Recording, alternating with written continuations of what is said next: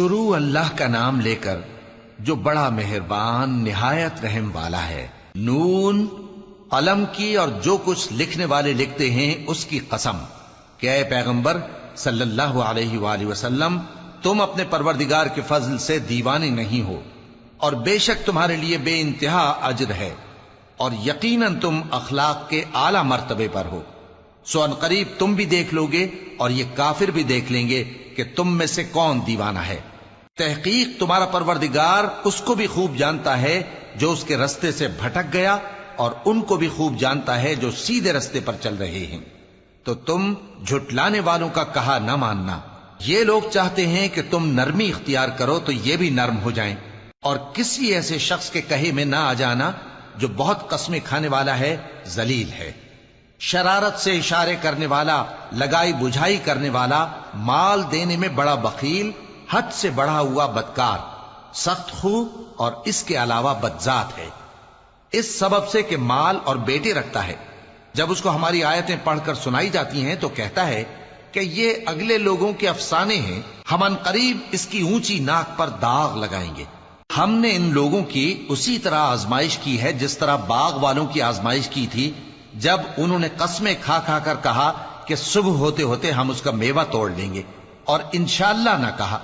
सो वो अभी सो ही रहे थे कि तुम्हारे परवरदिगार की तरफ से रातों रात उस पर एक आफत फिर गई, तो वो ऐसा हो गया जैसे कटी हुई खेती।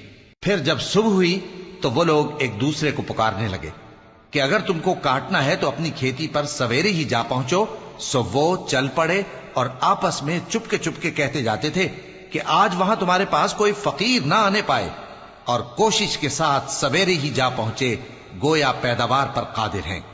फिर जब उन्होंने बाग को देखा तो वीरान, कहने लगे कि हम रास्ता भूल गए हैं, नहीं बल्कि हम बेनसीब हो गए। एक जो उनमें समझदार था बोला, क्या मैंने तुमसे नहीं कहा था कि तुम तस्बीह क्यों नहीं करते? दूसरे कहने लगे कि हमारा परवरदिगार पाक है, बेशक हम ही कसूरवार थे। फिर लगे एक दूसरे की तरफ रुख करके मलामत करने, कहने लगे हाय शामत, हम ही हद से बढ़ गए थे। उम्मीद है कि हमारा परवरदिगार इसके बदले में हमें इससे बेहतर बाग इनायत करे।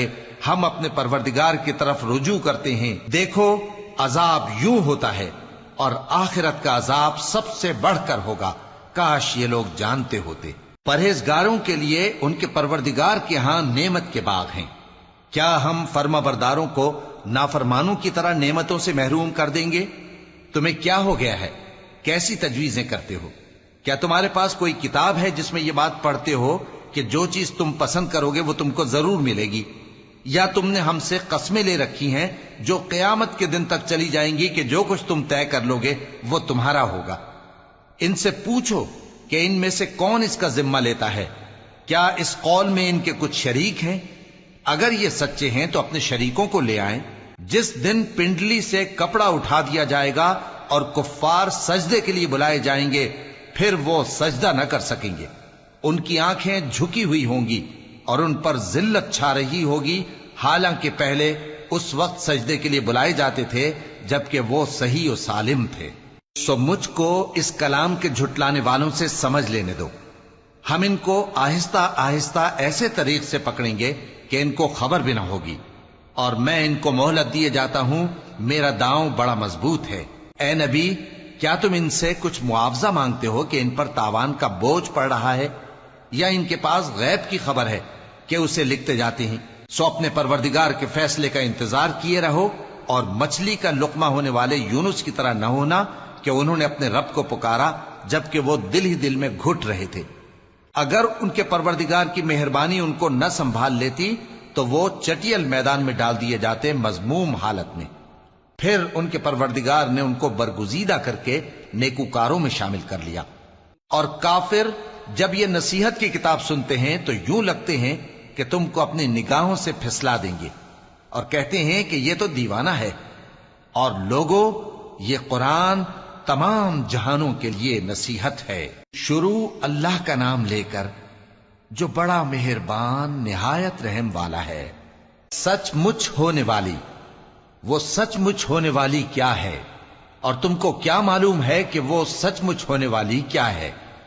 वही खड़खड़ाने वाली جس کو سمود اور عاد دونوں نے جھٹلایا، سو سمود تو زبردست زلزلے سے ہلاک کر دیے گئے، رہے عاد تو ان کو نہایت زوردار آندھی سے تباہ کر دیا گیا۔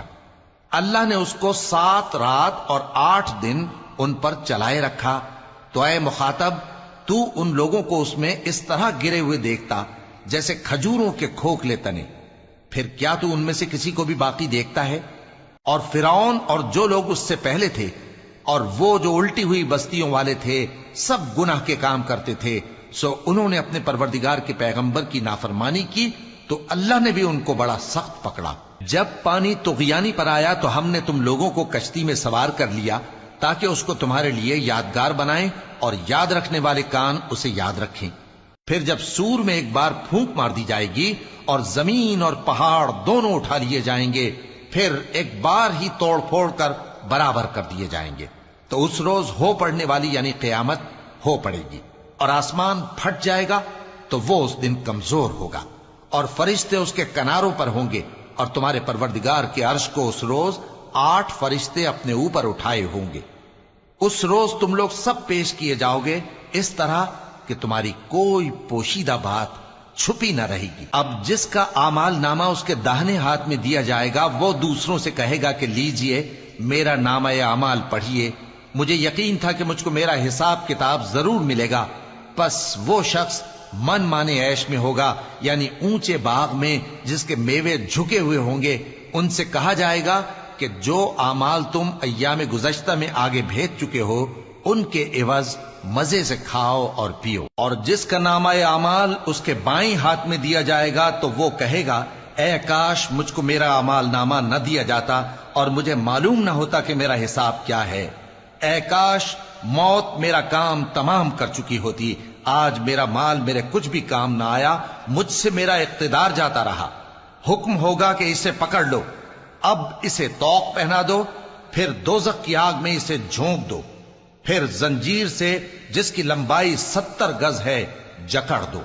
یہ نہ تو اللہ عظمت والے پر ایمان لاتا تھا اور نہ فقیر کے کھانا کھلانے کی ترغیب دیتا تھا، سو آج اس کا بھی یہاں کوئی دوست نہیں اور نہ اس کے لیے کوئی کھانا ہے سوائے زخموں کے دھون کے، جس کو گناہگاروں کے سوا کوئی نہیں کھائے گا۔ سو میں ان چیزوں کی قسم کھاتا ہوں جو تم کو نظر آتی ہیں اور ان کی جو تمہیں نظر نہیں آتی، کہ یہ قرآن ایک معزز فرشتے کا پہنچایا ہوا کلام ہے اور یہ کسی شاعر کا کلام نہیں، مگر تم لوگ بہت ہی کم ایمان لاتے ہو، اور نہ کسی کاہن کا قول ہے لیکن تم لوگ بہت ہی کم غور و فکر کرتے ہو۔ یہ رب العالمین کا اتارا ہوا ہے، اور اگر یہ پیغمبر ہماری نسبت کوئی بات جھوٹ بنا لاتے تو ہم ان کا داہنا ہاتھ پکڑ لیتے، پھر ان کی رگے گردن کاٹ ڈالتے، پھر تم میں سے کوئی ہمیں اس سے روکنے والا نہ ہوتا۔ اور یہ کتاب تو پرہیزگاروں کے لیے نصیحت ہے، اور ہم جانتے ہیں کہ تم میں سے بعض اس کو جھٹلانے والے ہیں، نیز یہ کافروں کے لیے موجب حسرت ہے، اور کچھ شک نہیں کہ یہ یقین کرنے کے لائق ہے۔ سو تم اپنے پروردگار عظیم کے نام کی تسبیح کرتے رہو۔ شروع اللہ کا نام لے کر جو بڑا مہربان نہایت رحم والا ہے۔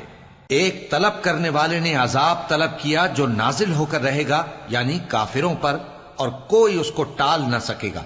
جو بلندیوں والے اللہ کی طرف سے نازل ہوگا، جس کی طرف روح القدس اور دوسرے فرشتے چڑھتے ہیں، اس روز نازل ہوگا جس کا طول 50,000 برس ہوگا۔ تو تم کافروں کی باتوں کو حوصلے کے ساتھ برداشت کرتے رہو۔ لوگ اس دن کو دور سمجھتے ہیں جبکہ ہماری نظر میں وہ قریب ہے۔ جس دن آسمان ایسا ہو جائے گا جیسے پگھلا ہوا تانبا، اور پہاڑ ایسے جیسے رنگین اون، اور کوئی دوست کسی دوست کو نہ پوچھے گا حالانکہ ایک دوسرے کو سامنے دیکھ رہے ہوں گے۔ اس روز گناہگار چاہے گا کہ کسی طرح اس دن کے عذاب کے بدلے میں سب کچھ دے دے، یعنی اپنے بیٹے اور اپنی بیوی اور اپنے بھائی اور اپنا خاندان جس میں وہ رہتا تھا، اور جتنے آدمی زمین پر ہیں غرض سب کو دے ڈالے، پھر اپنے آپ کو عذاب سے چھڑا لے۔ لیکن ایسا ہرگز نہیں ہوگا۔ وہ بھڑکتی ہوئی آگ ہے، کھال ادھیڑ کر کلیجہ نکال لینے والی۔ وہ ان لوگوں کو اپنی طرف بلائے گی جنہوں نے دین حق سے اعراض کیا اور منہ پھیر لیا اور مال جمع کیا پھر سینت سینت کر رکھا۔ کچھ شک نہیں کہ انسان کم حوصلہ پیدا ہوا ہے، جب اسے تکلیف پہنچتی ہے تو گھبرا اٹھتا ہے، اور جب ملتا ہے اس کو مال تو بخیل بن جاتا ہے۔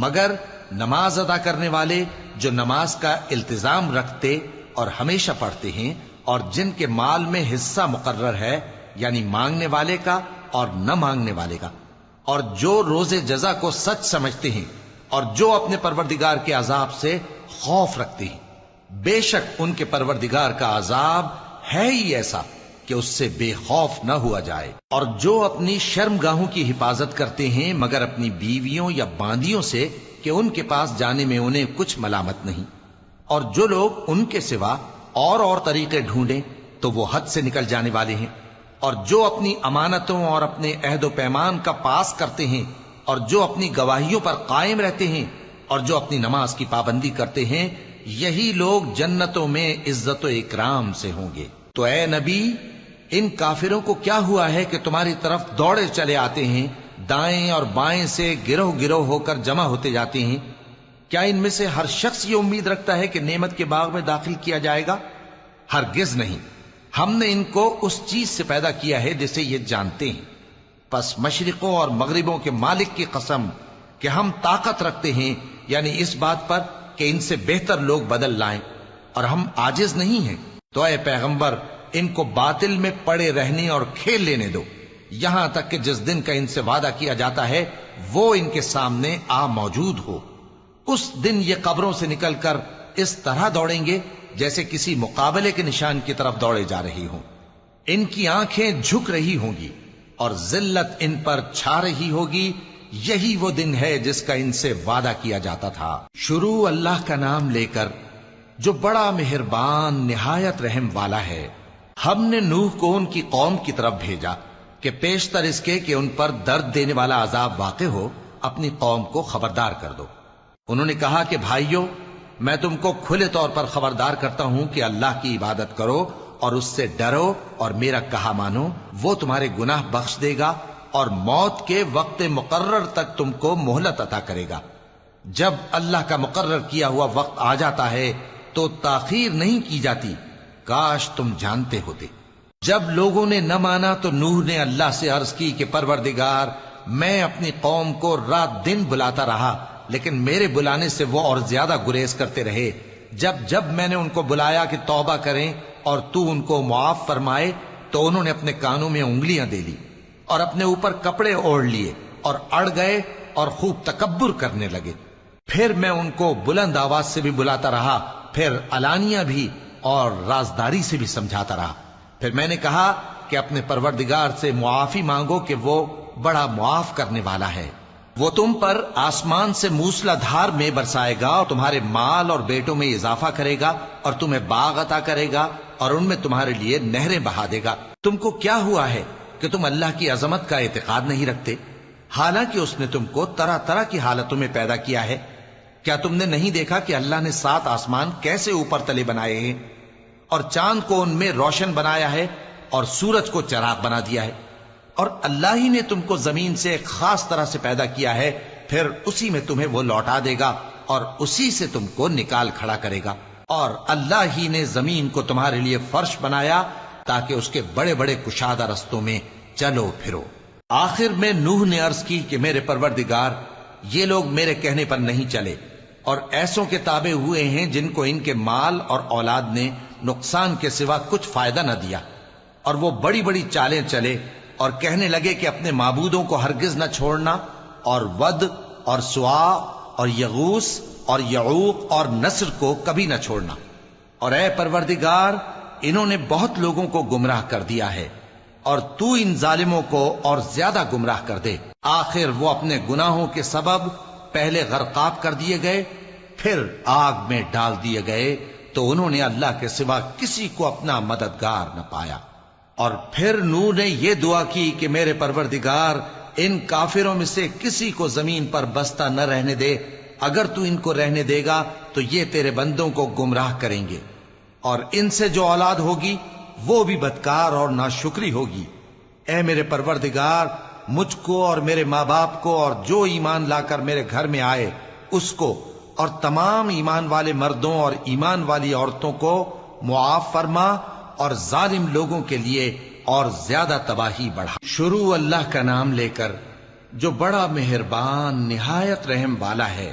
اے پیغمبر صلی اللہ علیہ وآلہ وسلم، لوگوں سے کہہ دو کہ میرے پاس وحی آئی ہے کہ جنوں کی ایک جماعت نے اس کتاب کو سنا تو کہنے لگے کہ ہم نے ایک عجیب قرآن سنا جو بھلائی کا رستہ بتاتا ہے، سو ہم اس پر ایمان لے آئے اور ہم اپنے پروردگار کے ساتھ کسی کو شریک نہیں بنائیں گے، اور یہ کہ ہمارے پروردگار کی شان بہت بلند ہے، وہ نہ بیوی رکھتا ہے نہ اولاد، اور یہ کہ ہم میں سے کوئی بے وقوف اللہ کے بارے میں جھوٹ گھڑتا ہے، اور ہمارا یہ خیال تھا کہ انسان اور جن اللہ کی نسبت جھوٹ نہیں بولیں گے، اور یہ کہ بعض بنی آدم بعض جنات کی پناہ لیا کرتے تھے تو اس سے ان کی سرکشی اور بڑھ گئی تھی، اور یہ کہ ان کا بھی یہی اعتقاد تھا جس طرح تمہارا تھا کہ اللہ کسی کو نہیں زندہ کرے گا، اور یہ کہ ہم نے آسمان کو ٹٹولا تو اس کو مضبوط چوکیداروں اور انگاروں سے بھرا ہوا پایا، اور یہ کہ پہلے ہم وہاں بہت سے مقامات پر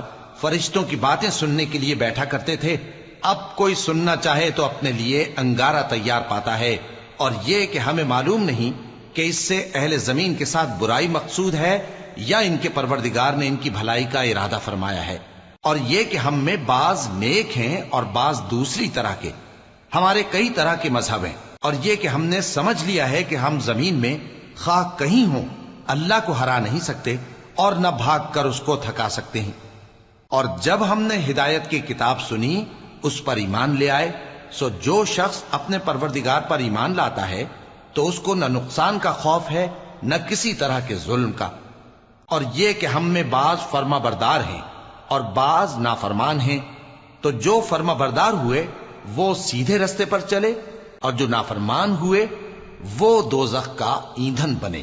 اور اے پیغمبر صلی اللہ علیہ وآلہ وسلم، یہ بھی ان سے کہہ دو کہ اگر یہ لوگ سیدھے رستے پر رہتے تو ہم ان کے پینے کو بہت سا پانی دیتے تاکہ اس سے ان کی آزمائش کریں، اور جو شخص اپنے پروردگار کی یاد سے منہ پھیرے گا وہ اس کو سخت عذاب میں داخل کرے گا، اور یہ کہ مسجدیں خاص اللہ کی ہیں تو اللہ کے ساتھ کسی اور کی عبادت نہ کرو، اور جب اللہ کے بندے یعنی یہ پیغمبر صلی اللہ علیہ وآلہ وسلم اس کی عبادت کو کھڑے ہوئے تو کافر ان کے گرد ہجوم کر لینے کو تھے۔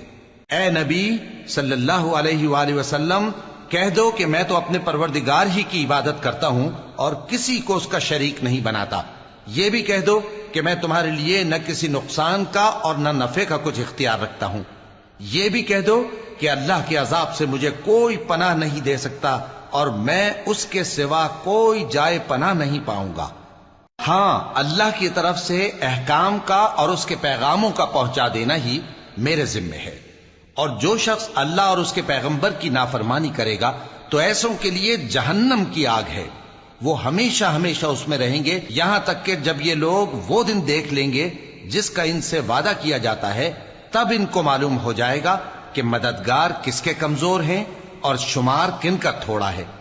کہہ دو کہ جس دن کا تم سے وعدہ کیا جاتا ہے میں نہیں جانتا کہ وہ عنقریب آنے والا ہے یا میرے پروردگار نے اس کی مدت دراز کر دی ہے، وہی غیب کا جاننے والا ہے، سو کسی پر اپنے غیب کو ظاہر نہیں کرتا، ہاں جس پیغمبر کو پسند فرمائے اور اس کو غیب کی باتیں بتا دے تو اس کے آگے اور پیچھے نگہبان مقرر کر دیتا ہے تاکہ معلوم فرمائے کہ انہوں نے اپنے پروردگار کے پیغام پہنچا دیے ہیں، اور یوں تو اس نے ان کی سب چیزوں کا ہر طرف سے احاطہ کر رکھا ہے اور ایک ایک چیز گن رکھی ہے۔ شروع اللہ کا نام لے کر جو بڑا مہربان نہایت رحم والا ہے۔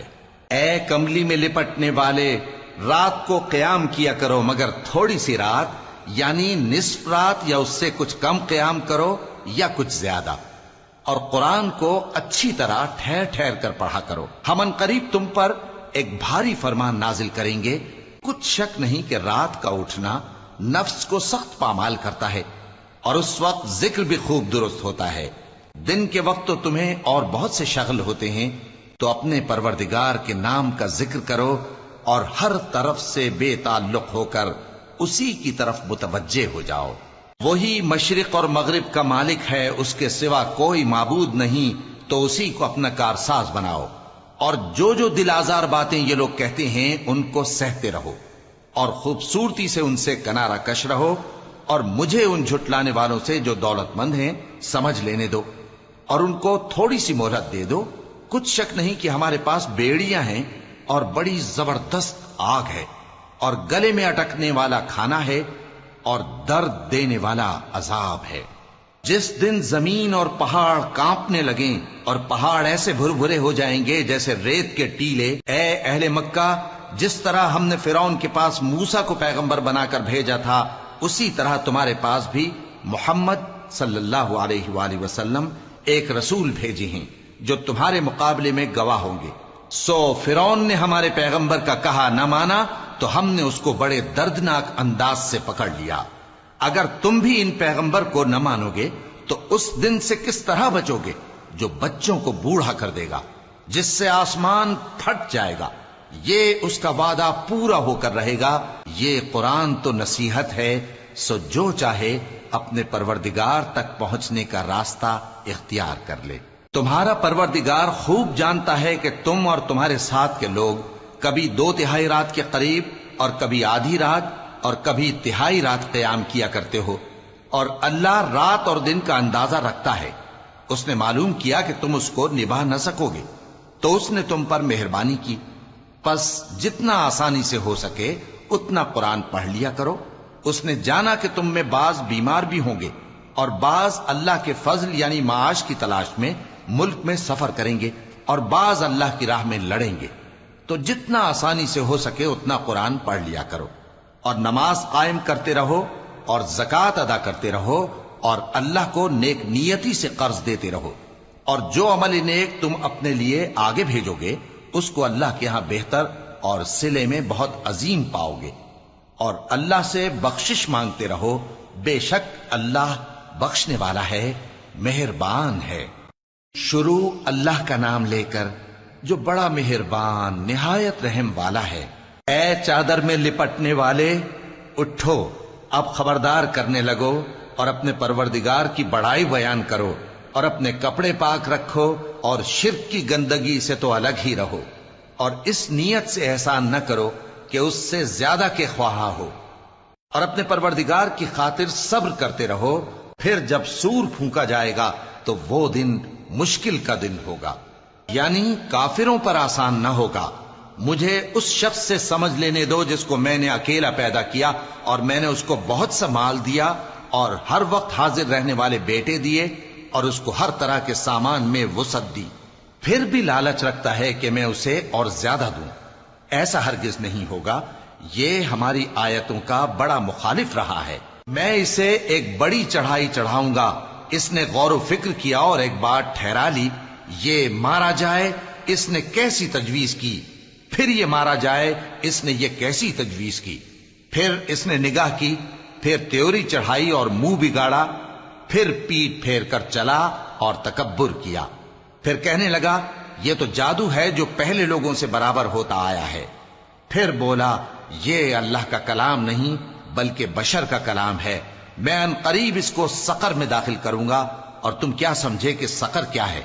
وہ ایسی آگ ہے کہ نہ باقی رکھے گی اور نہ چھوڑے گی، اور بدن کو جھلس کر سیاہ کر دے گی۔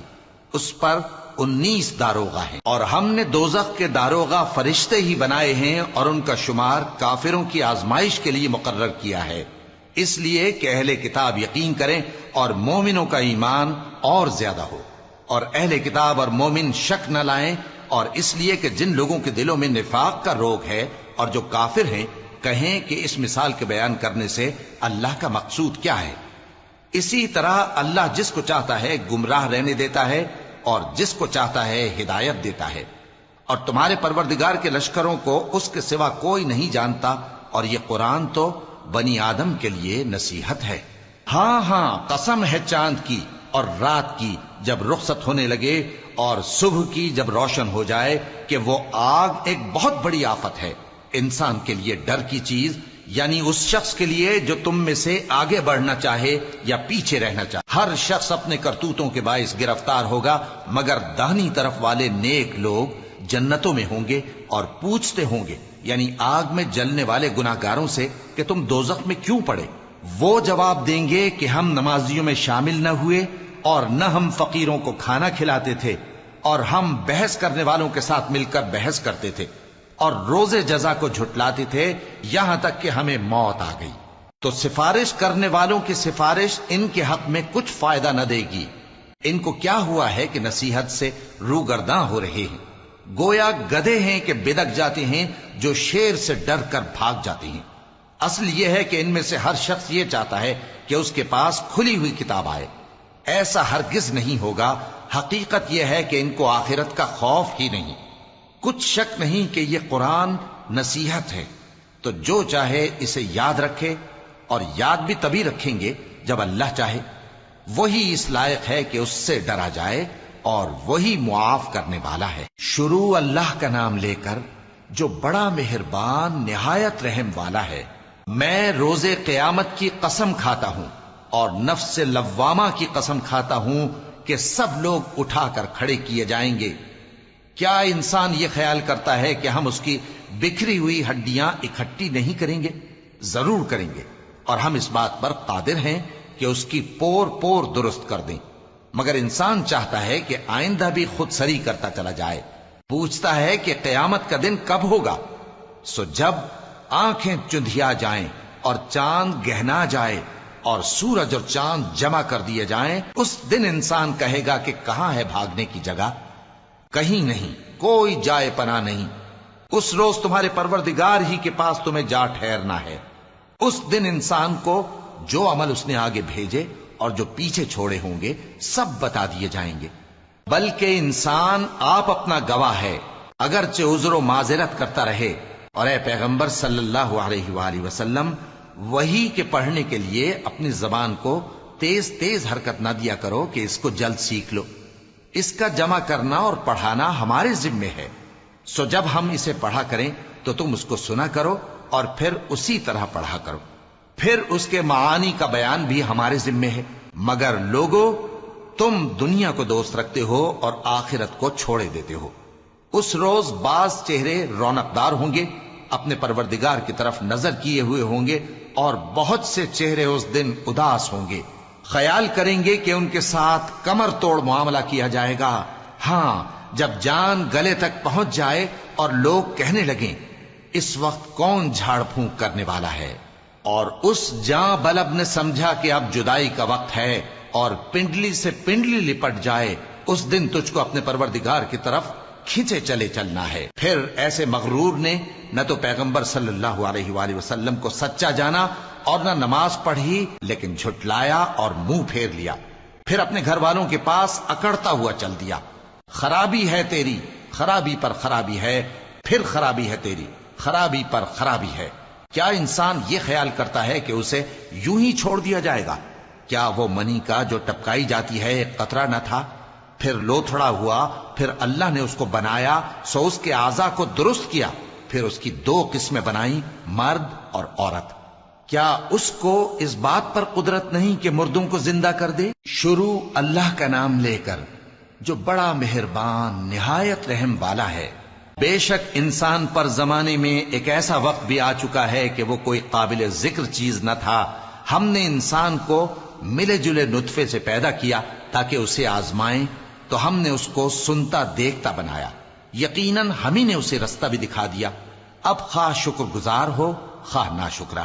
بے شک ہم نے کافروں کے لیے زنجیریں اور طوق اور دہکتی آگ تیار کر رکھی ہے۔ جو نیکوکار ہیں وہ ایسی شراب پیئیں گے جس میں کافور کی آمیزش ہوگی۔ یہ ایک چشمہ ہے جس میں سے اللہ کے بندے پیئیں گے، اور اس میں سے چھوٹی چھوٹی نہریں نکال لیں گے۔ یہ لوگ نظریں پوری کرتے ہیں اور اس دن سے جس کی سختی پھیل رہی ہوگی خوف رکھتے ہیں، اور باوجود کہ ان کو خود کھانے کی چاہت ہوتی ہے مگر فقیروں اور یتیموں اور قیدیوں کو کھلاتے ہیں، اور کہتے ہیں کہ ہم تم کو محض اللہ کی خوشنودی کے لیے کھلاتے ہیں، نہ تم سے بدلہ چاہتے ہیں اور نہ شکر گزاری۔ ہم کو اپنے پروردگار سے اس دن کا ڈر لگتا ہے جو چہروں کو بگاڑنے والا اور بڑی سختی والا ہوگا۔ چنانچہ اللہ ان کو اس دن کی سختی سے بچا لے گا اور تازگی اور خوشی عنایت فرمائے گا، اور ان کے صبر کے بدلے ان کو بہشت اور ریشمی لباس عطا کرے گا، اس میں وہ تختوں پر تکیے لگائے بیٹھے ہوں گے، وہاں نہ دھوپ کی حدت دیکھیں گے نہ سردی کی شدت، ان پر درختوں کے سائے قریب ہوں گے اور میووں کے گچھے جھکے ہوئے لٹک رہے ہوں گے، اور خدام چاندی کے برتن لیے ہوئے ان کے ارد گرد پھریں گے، اور شیشے کے نہایت شفاف پیالے، اور شیشے بھی چاندی کے جو ٹھیک اندازے کے مطابق بنائے گئے ہیں، اور وہاں ان کو ایسی شراب بھی پلائی جائے گی جس میں ادرک کی آمیزش ہوگی۔ یہ بہشت میں ایک چشمہ ہے جس کا نام سلسبیل ہے، اور ان کے پاس لڑکے آتے جاتے ہوں گے جو ہمیشہ ایک ہی حالت پر رہیں گے، جب تم ان پر نگاہ ڈالو تو خیال کرو کہ بکھرے ہوئے موتی ہیں۔ اور بہشت میں جہاں آنکھ اٹھاؤ گے کثرت سے نعمت اور عظیم الشان سلطنت دیکھو گے، ان کے جسموں پر دیبا اور اطلس کے سبز کپڑے ہوں گے، اور انہیں چاندی کے کنگن پہنائے جائیں گے، اور ان کا پروردگار ان کو نہایت پاکیزہ مشروب پلائے گا، فرمائے گا یہ تمہارا صلہ ہے اور تمہاری محنت ہمارے ہاں مقبول ہوئی۔